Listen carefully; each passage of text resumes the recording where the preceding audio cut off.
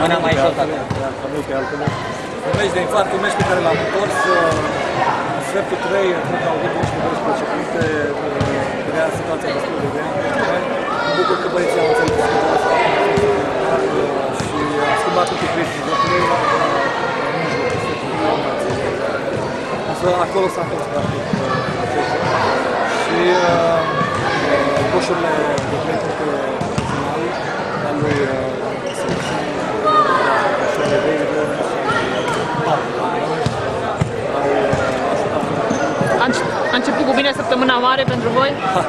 Da, sper să se termine cu bine, deci asta este 1-0, ne bucurăm însă moderat pentru că mâine este o altă zi, sunt sigur că terminul și nu la fel de decisă să joace bine și mâine.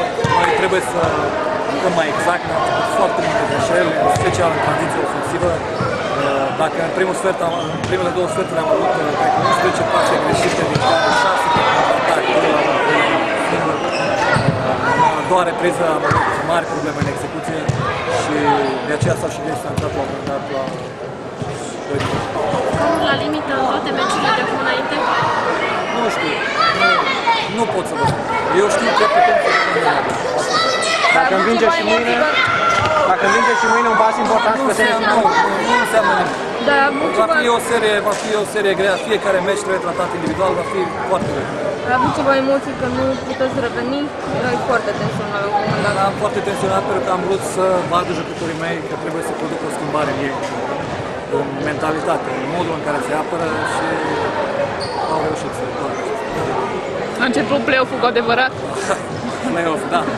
Spectatorii cred că s-au bucurat pentru acest meci, să noi ca și antrenori și cei care sunt în echipă, fanii noștri, cred că au suferit. Cei de care te temeai înainte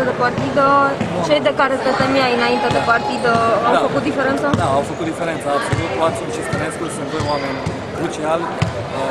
În primele două sferturi am reușit să obținem 3 faulturi la Stănescu și cred că acest lucru a fost important pentru că nu am putut fi folosit la capacitate maximă, nu s-a putut apăra la capacitate maximă